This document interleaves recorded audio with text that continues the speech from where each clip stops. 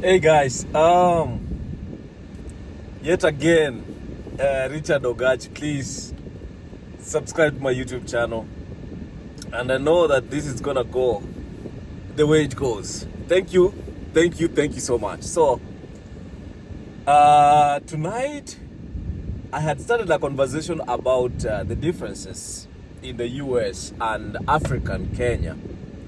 And I was talking about the issues with expenditure and how much money you make, how much you spend, and how businesses and other sellers make advertisements to us and get to decide what you buy, how much you spend on items.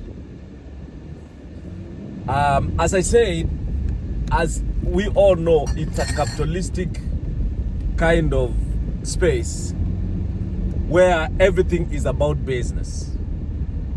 And in this particular case, if you are not in business, what I have observed, you are the business. There is a strategic positioning for businesses to get money from you.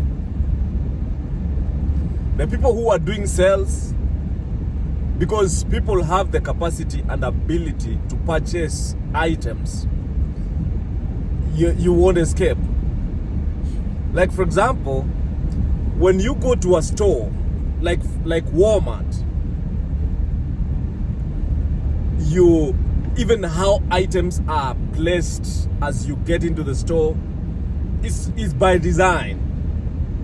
It's by design, by the way. So at any given time, if you only set foot at Walmart, you never come out without buying something. How the screens, how the items are arranged, how they put on the ones that are on offer, the ones that are deals, it's not without reason. They are strategically placed, positioned to make sure that you buy something.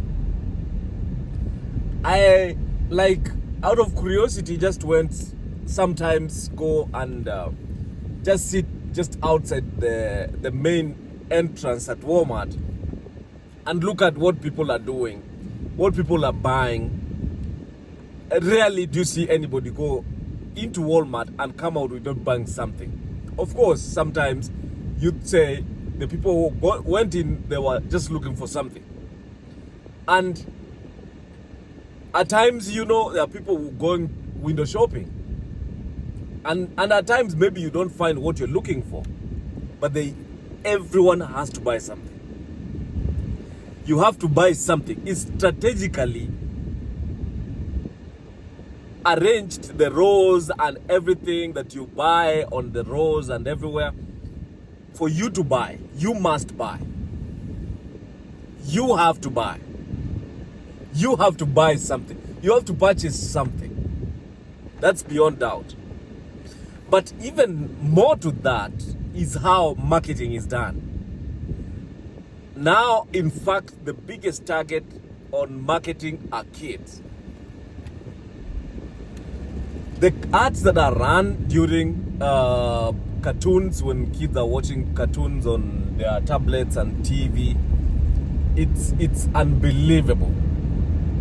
It's unbelievable how powerful that is, because when I go out shopping with my kids, they are the ones who suggest what they want to buy. Like there's one drink that they really were crazy about. They wanted it so bad. And it's a drink that I had never heard about. And they ended up making it buy for them. Can you imagine how powerful that is? I bought the drink regardless. I bought for them.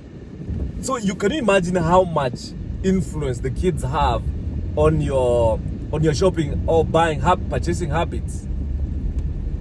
They want, they get, most times, Of course, for me, sometimes they don't get so. But kids are so powerful, and they run those ads on the kids' cartoons when they watch cartoons on the tablets and the TV. Everything is positioned to get money from you. I have a new address, and of course I haven't given anyone my address, and my mailbox is full to capacity with advertisements. They're sending all the businesses around my area. They filled my mailbox to capacity with marketing material, the flyers. My goodness, they send a lot of stuff to the house. So I'm like, so why I haven't given my address, but everyone seems to have your address? They send those credit cards. They send credit cards home every week. Every week. It's not without reason. It's never without reason. Like, the biggest of them all actually is credit cards. I think like how much money they make from people in the US, unbelievable. They make a lot of money because most people forget to pay on time. I forgot to pay one time. One time, and they charged me $41. So I'm just imagining, like, if it's Capital One, for example, that have 50 million, is it 50 or 40 million subscribers? Let's say 5 people forget, not 5. Let's say out of the 40, 1 million forget. How much money will they make if they're charging $41 for late payment? And you can see how busy people are. I can bet that there's so many who forget to pay every month.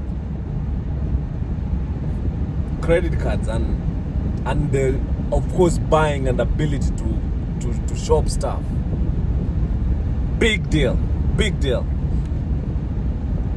And you look at how everything you buy, they have like they pursue the paying monthly payments route. Like they can give you the items and you can pay every month. They give you on credit. They really want you to buy on credit. I don't know why. But of course, when you purchase in credit, then they have a chance to sell the credit cards to you, and of course get the deals.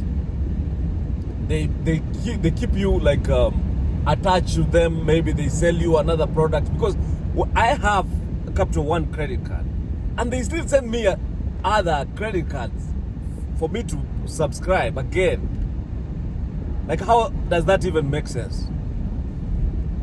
But it's what it is. Ability to buy stuff. It's very easy. Debt is very easy to get into debt in the US. The game is so planned that you spend more money. You spend more money. When you look at, for example, when you've worked so hard for the whole year, it's tax season now. How much money do you pay in taxes in the end? When I was looking at my W-2, my goodness. The more hours you put in, like the crazy amount of taxes you pay. Which is, I think maybe it's good. Of course it's good, because that's how government get the taxes, and the fact that you are in the best country in the world, of course, that has to support other developing countries, you know, you have to pay as much for them to sustain the programs, for them to do infrastructure, beautiful, nicely built roads. They need enough collection from taxes, you know. But it's unbelievable, like how much you pay in taxes. And I think even developing countries, I think one of the downsides for us is, I don't think the government collects enough taxes from people, despite the fact that there's other wastages like corruption and misappropriation, you know, doing projects that are worthless and going into debt, borrowing from international bodies or maybe individual governments like China. They don't collect enough taxes, by the way. I look at how many people are paying taxes in the US.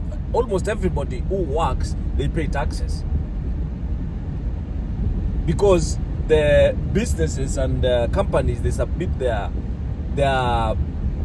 deductions or withholdings when they from the W2s.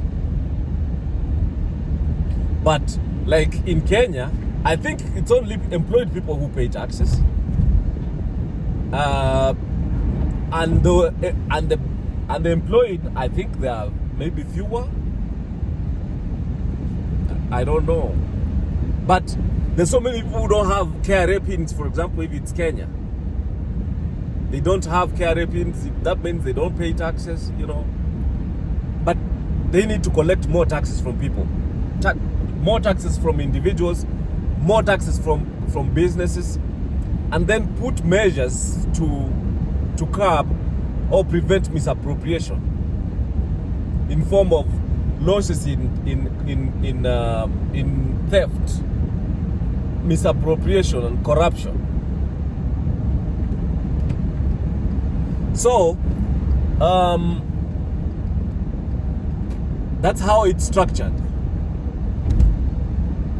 So when you, like, even purchases, buying stuff, let's say you're buying a home, they don't need security.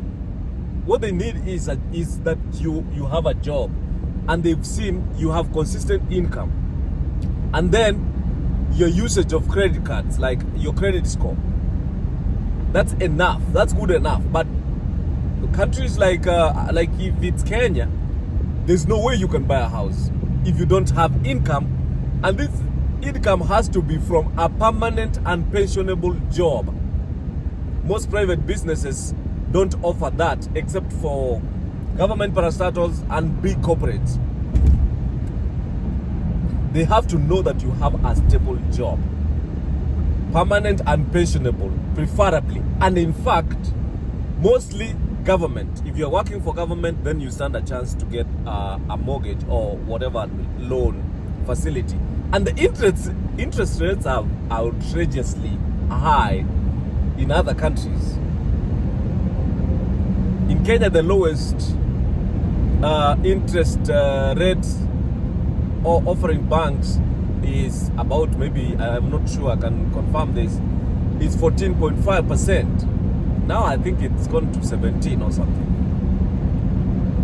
So when you see people complain in the US like, oh, the interest rates are so high this time, it's 7%. I had never seen interest rates below 5, not even 5, below 10. So when I saw like interest rate at 3.5, someone bought a house for 2.5%. That's free money. That's free money. But buy a house for 2.5% interest rates. What a wonderful time to be alive if you get such a deal. Anyways, there's a lot of differences here, guys. We will talk about more the next time. But adios for now. Bye-bye. God bless you. See you next time.